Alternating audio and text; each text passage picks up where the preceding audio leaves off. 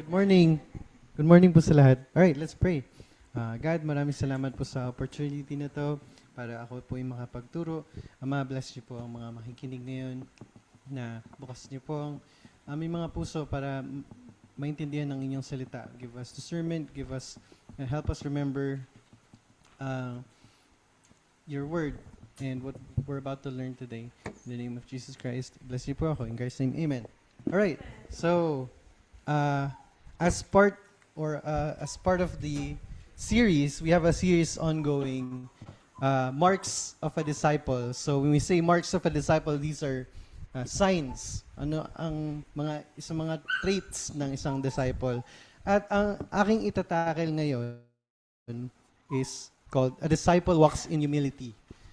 And gusto kong i-approach ito in a bad angle. And so I want to talk about a story. If you guys know Simon Sinek, kilala mo ba si Simon Sinek, Vic? May kilala ka bang Simon Sinek? Okay, that's fine. Alright, merong isang public speaker, his name is Simon Sinek. Meron siyang book, pero ikikwento ko yung isang sinasabi niya, The Styrofoam Cup.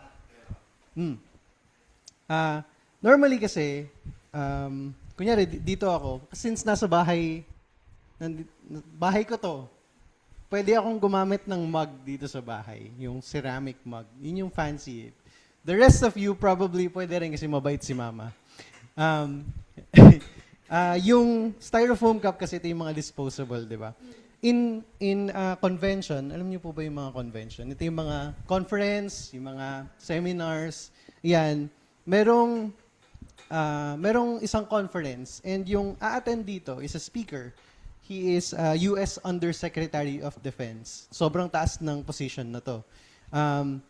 Nung Undersecretary of Defense siya, he was invited to speak. Nilipad siya from U.S. to Europe para mag-speak on this convention. He flew in first class. May pumunta sa kanya sa airport, sumundo sa kanya, at the whole time, may nagdala ng gamit niya, kung nasan man siya.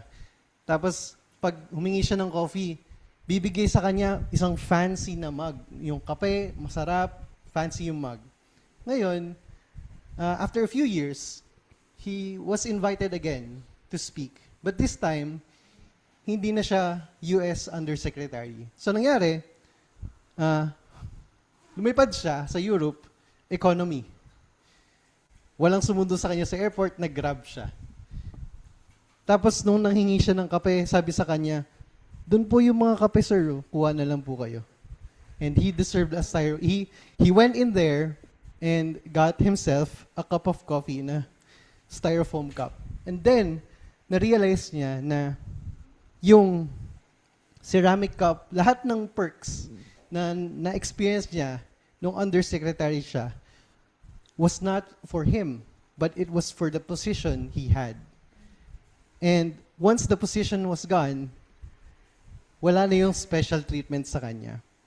We receive ganitong treatment. Like maybe pag nasa hotel tayo, pag nagbayad tayo, di ba, we have this nice experience. But it was for what kind of position we had. Hindi ko sino man tayo as a person, di ba? There's a bad aspect to this kasi when we receive this treatment long enough and then when we lose it, we start to think, ano nangyari? Bakit hindi na ganun yung trato sa akin? Di ba dapat ganito yung trato nyo sa akin? But we all deserve a styrofoam cup. Naalala ko, just this week, nung Monday, nagising ako, merong nag-message yung CEO ng company sa akin in a group chat. Sabi niya sa akin, "Ja, tignan mo yung feedback sa'yo." Tapos ando sa group chat kasama yung manager ko. Yung binigay na feedback ng manager ko is a 3 out of 4 sa akin. Before this, sinasabi ko kay Des na may parang feeling ko kailangan ko ng mas maraming task kasi nagagawa ko ng na natatapos ko na maaga lahat ng task ko. Ngayon, sa isip ko, I work so hard. Natatapos ko lahat in advance and parang kulang pa yung task. Tapos netong Monday, nakuha ko 3 out of 4. If you guys do the math, and kung self-critical kayo like me, it's a 75 out of 100. Bagsak yun sa score ko. And it was objectively a good feedback. Maraming points for me for improvement. But I missed the whole impression. Like, I had a totally different impression na negative yung feedback na yun for me. Kasi sa isip ko, deserve ko a better feedback. Maybe a 3.5 or a 4. Kasi nga, natatapos ko yung task ko. Pero hindi pala yun yung expectation sa akin ng manager. And then, there's the difference. So, I want to talk about a thing called entitlement today. So, to talk about humility, gusto kong i-switch yung angles a little bit and talk about entitlement. Kasi being proud is the opposite of being humble, di ba? And so, when we think that we are entitled to something, we become proud. So, di ba, yung mga ganito, yung mga entitlement, we don't realize this. Pero madalas sa atin, we will think stuff like, pagkatapos ng lahat ng ginawa ko, wala ba tong utang na loob sa akin? Or, di ko naman deserve tong ginagawa or nangyayari sa akin. Bakit naman ganito? Sa relationship, ganyan ka ba talaga katigas, Bash? Di ko alam kung nakuha niyo yung reference na yun. Sa One More Chance yun kay John Lloyd Cruz. or worse, even worse, we start to question, God, bakit ganito yung ginagawa mo sa akin? Hindi ko deserve to. Meron tayong mga ganitong thoughts. And when we start to have these thoughts, we should be careful kasi this is where we start to feel entitled to something. Entitlement keeps score and looks down on others. I wanted to, nakakatawa lang kasi yung ginawa ko dito. So we're gonna be talking about the Pharisee, the parable of the Pharisee and the tax collector in Luke chapter 18, verse 9 to 14. Babasa tayo ng Bible, English, ang version ng Bible ko is ESV, but feel free to follow along sa, if you have a Bible. You can also read the scriptures dito sa screen. Verse 9. He also told this parable, Jesus told this parable to some who trusted in themselves that they were righteous and treated others with contempt. Ito yung parable. 2 men went up into the temple to pray. One, a Pharisee, and the other, a tax collector. The Pharisee, standing by himself, prayed. Sabi ng prayer ng Pharisee, nagpray siya, God, I thank you that I'm not like other men, extortioners, unjust adulterers, or even like the tax collector beside me. Yun yung prayer niya. Nagpa-fast ako, I fast twice a week. I give tithes, and all of that, I give tithes sa lahat ng nakukuha kong pera. But this tax collector, yun yung prayer ng Pharisee. But the tax collector, standing far off, would not even lift his eyes to heaven, but beat his breast, saying, God, be merciful to me, a sinner. Sabi ni Jesus sa verse 14, I tell you, this man went down to his house justified rather than the Pharisee. For everyone who exalts himself will be humbled, but the one who humbles himself will be exalted. For context, ang Pharisee ay isang priest. At ang tax collector sa time na to, sila yung isa sa mga pinakamasamang trabahador sa community na ayaw sa lahat sa kanila ng tao dahil nangongolekta sila ng tax. Nakakainis sila. Kasi ano nga bang ginagawa nila sa tax kahit hanggang ngayon. Pero hindi tayo magiging political. Pero di ba, when you see 2 people praying, merong isang priest at merong isang tax collector, titignan mo lang sila, alam mo na agad yung pinagpe-pray nila siguro. Pero dito nakita natin si Jesus Christ, sinabi kung anong prayer ng isang Pharisee, anong prayer nitong Pharisee na to, at anong prayer ng tax collector. Then we see yung difference. And sabi ni Jesus, hindi man lang makatingin sa paligid yung tax collector dahil kasi sobrang ashamed niya sa ginagawa niya sa trabaho niya. And 'di ba si Pharisee parang ganito pa itsura.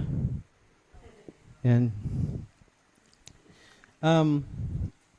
Merong two main ingredients for entitlement. Number one, thinking I deserve something for what I've done, for my works. And two, I'm better than the others. Meron, pagka ito yung mga common na iniisip ng isang tao, it means they're entitled. Kapag when you think you deserve something for what you do, it means you're trusting in yourself. It means your confidence before God or kung ano yung ibibigay sa'yo ni God, depende sa ginawa mo. At yung isa naman, as we see in the Pharisee, yung prayer ng Pharisee, I'm better than the others, kapag naniniwala siya na siya mismo yung righteous na person, doon na sila, kino-compare nila yung sarili nila, priest ako, nagpe-pray ako, lahat ng rules, lahat ng law, fina-follow ko. Ngayon, kikita ko tong tax collector to, alam ko yung ginagawa niyan. That's not good. Itong Pharisee na to, yung mga ginagawa niya, nagbabayad siya ng tithes, nagfa-fast siya, hindi to masamang gawain. This is good works. And necessary to for a Pharisee to practice. Kasi ito yung mga roles nila, ito yung mga kailangan nilang gawin because they are Pharisees, they are priests. Ang problem doon is that even though he does the practice, meron siyang score that he keeps. He kept score, he kept tabs.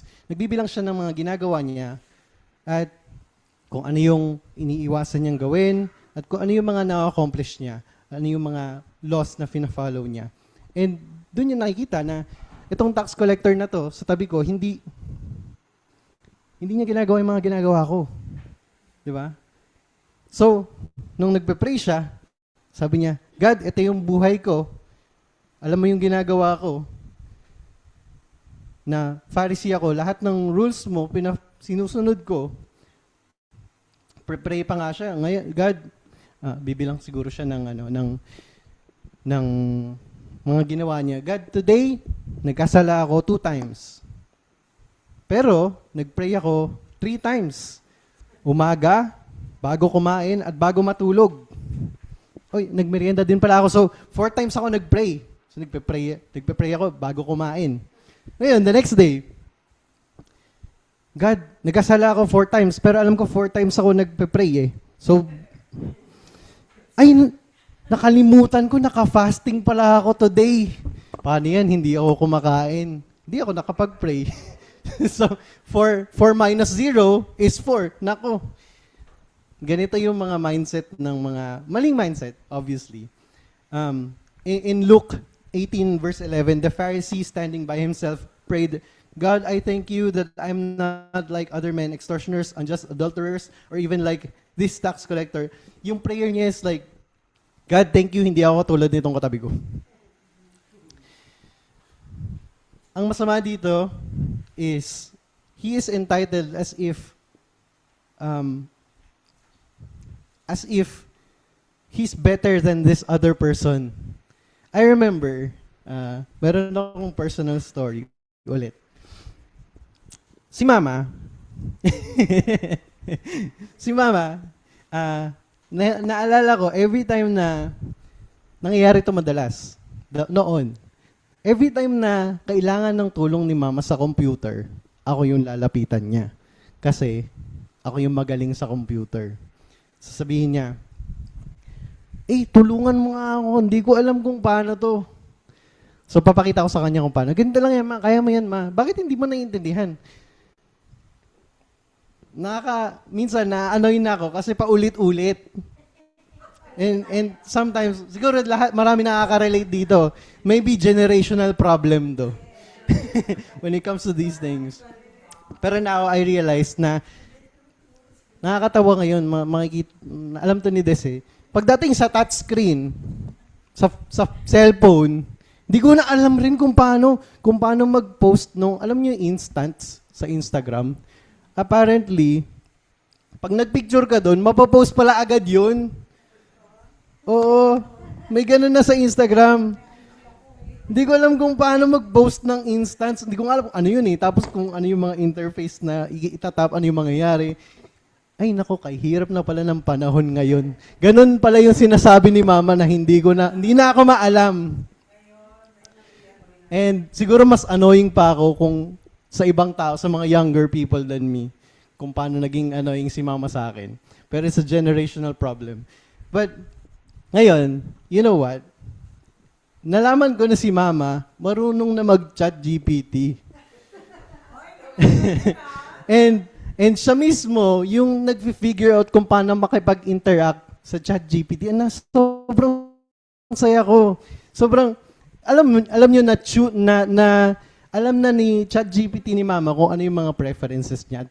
Alam niyo, pag magtatanong siya, alam niya ni chat GPT na Unitarian si Mama at lahat ng sagot niya around that perspective.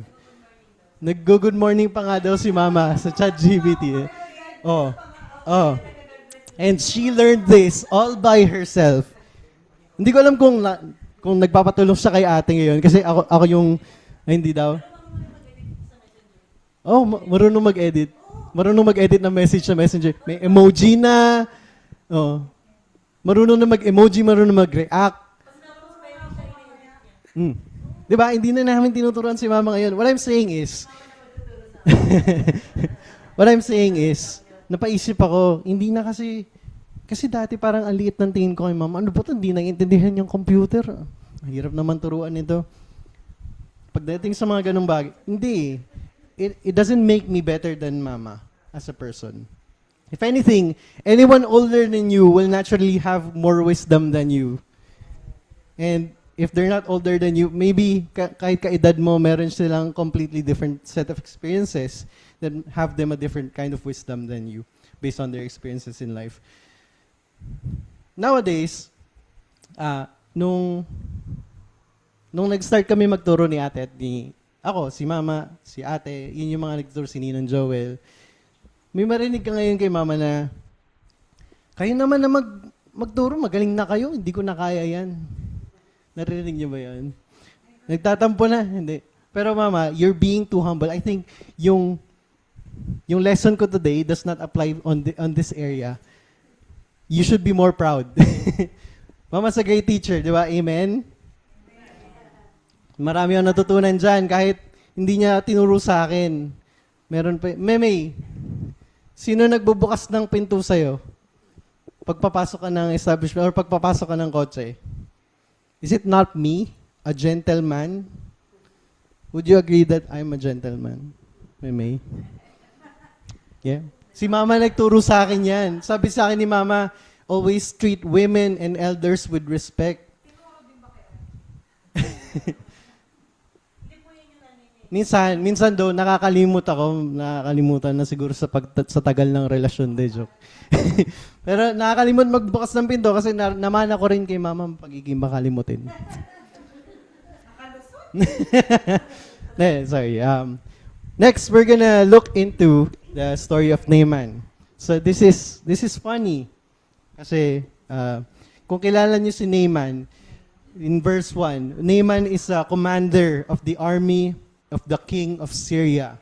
Parang US undersecretary din yung vibes nito.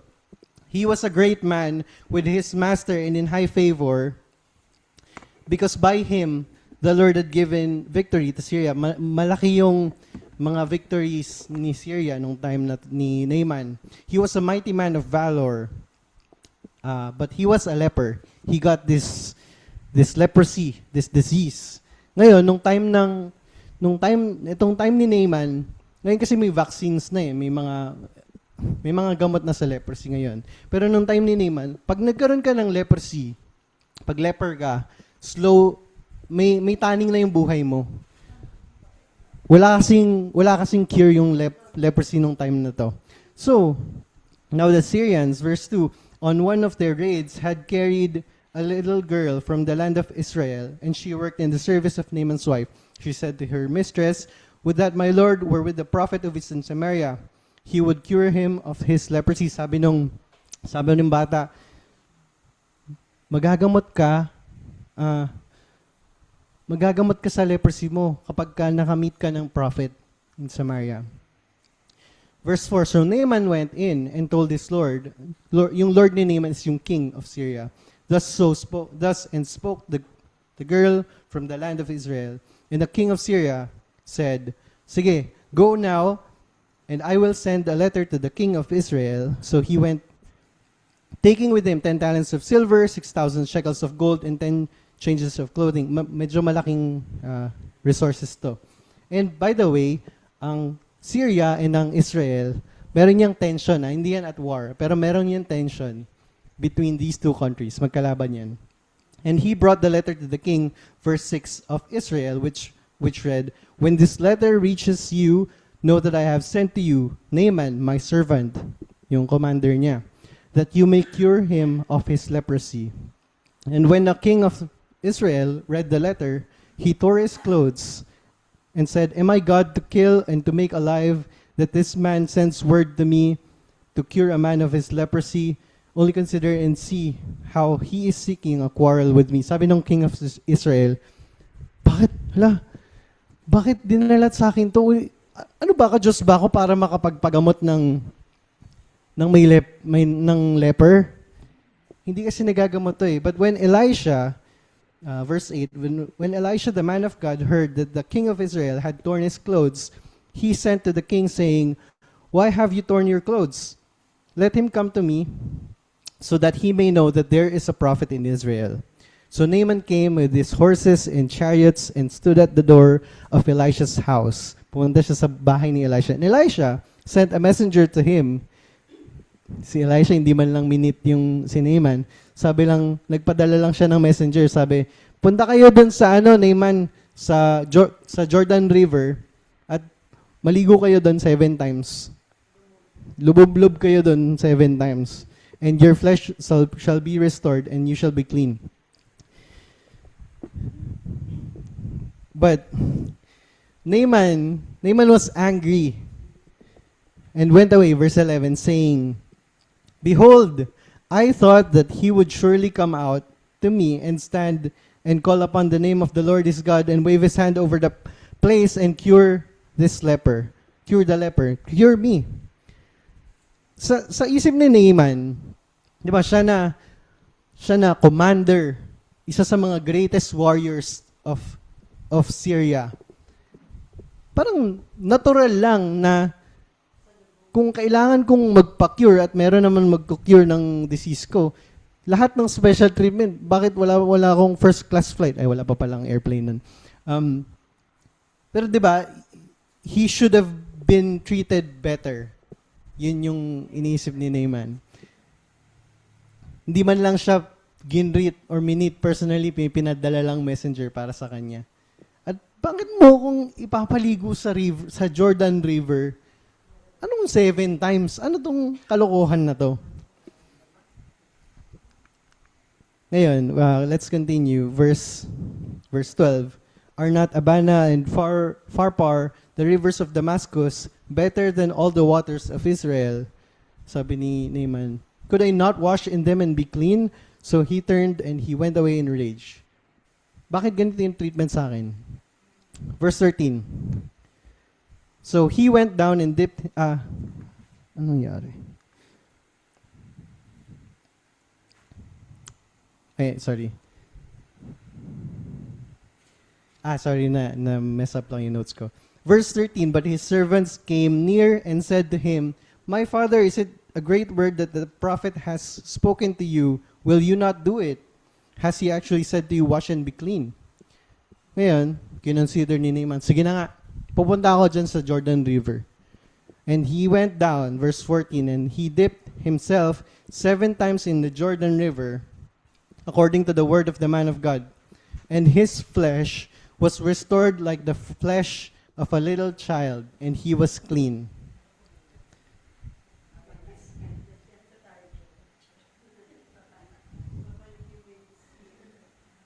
Then nagamot si Naaman.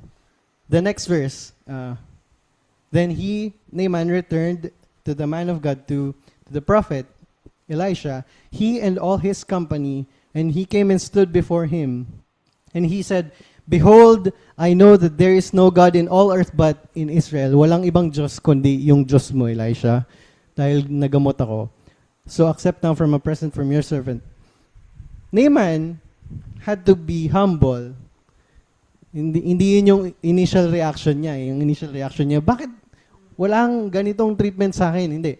But then, when he realized and when he was humble enough to accept that healing, he had to let go ano yung rank na meron siya, ano yung position niya that he holds, ano yung estado niya sa buhay, ano yung lahat ng ginawa niya na kahit siya yung isa sa mga mightiest warriors of Syria, he had to bathe. Kinailangan niya maligo, hindi sa banyo, hindi sa mga gandang river na magandang view, kundi sa Jordan. Specific kasi yung instructions. At bakit ka maliligo ng 7 times? Ako nga, 3 beses sa isang araw naliligo. Pero, di ba? 7 times magdidip kasi is very specific. Di pala ako 3, kaya pala yung reaction natin. Di pala ako 3 beses naliligo. 1, 2 lang pala. So, pero yeah, 3 beses sa isang linggo.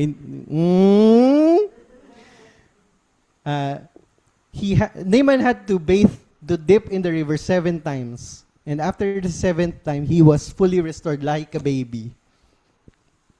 So, what does this tell us? What's the right mindset?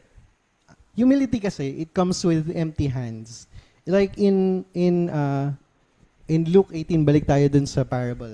But the tax collector, verse 13, standing far off, would not even lift up his eyes to heaven, but he beat his breast, saying, God, be merciful to me, a sinner. I tell you, sabi ni Jesus, this man went down to his house justified rather than the other. See, on the contrary of the Pharisee, sa prayer kanina, si tax collector, he cannot compare himself to anyone. Hindi siya nag-excuse dun sa sin niya. He doesn't keep scores kung ano yung mga ginawa niya. Alam niya lang makasalanan siya at kailangan niya ng mercy ni God para mapatawad siya. Sabi ni Jesus, mas masaya pa tong umuwi ng bahay kaysa dito sa Pharisee. I want to be clear here when I say entitlement, because working hard is good. Lahat ng mga matataas na position, there's nothing wrong with it. Yung mga success at achievements natin sa buhay, yung mga experiences na kakaiba, yung mga responsibilities na meron tayong ina-uphold, these are all good things. And yung Pharisee, these are all good practices that he does. Yung issue lang is when we start to think, ito yung ginawa ko, I deserve this. Ito yung position ko that I hold, so people should treat me better. No, that's not true. And I obeyed, I prayed, so God, meron akong request sa'yo. It doesn't work like that. Pwede tayong maging thankful, we can be proud instead of humble for what we've done, especially if these are good things. But we can't be entitled and expect something back. Sabi dito ni Paul in Ephesians chapter 2, for by grace you have been saved through faith, and this is not your own doing, it is the gift of God, not a result of works, so that no one may boast. Meron tayong, however hard we work, we cannot earn eternal life. We cannot earn the blessing of God. It is given to us. Walang achievement, walang status, wala tayong pwedeng gawin para makuha ang grace of God. It was given to us. It makes it very clear dito sa Ephesians 2. So si God, He is the one who gives, and through our faith, like Naaman, we strip down everything we have in ourselves that we think deserves something. But instead, we acknowledge God. We acknowledge that we should only trust in Him. The only one who deserves to have power or authority is God. Wala tayong pwedeng gawin. Nothing we do can earn or buy salvation.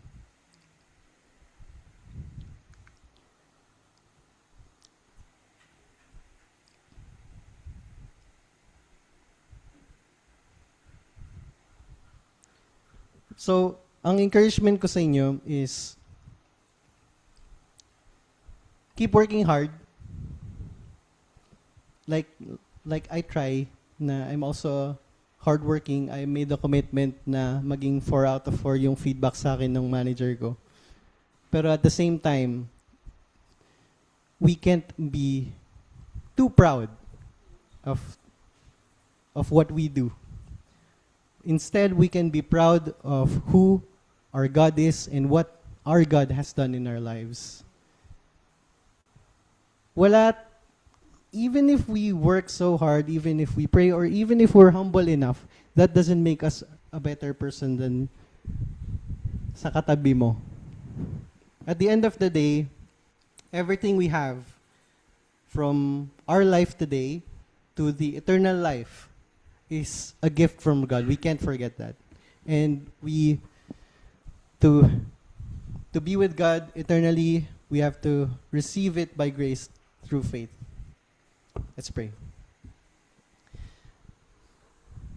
God, thank you so much that you gave us grace. You gave us the gift of life, that you give us everything we have in this life. Help us realize that it is not in our works that we earned this, but because you just love us and you have grace for us. I pray that God, you make us humble as we live and not entitled because we've done good things for you, but make us proud to do good things for you. I pray, God, that you make us steady, make us humble enough to earn your grace and to be saved. Help us remember this always. In the name of Jesus Christ. Amen.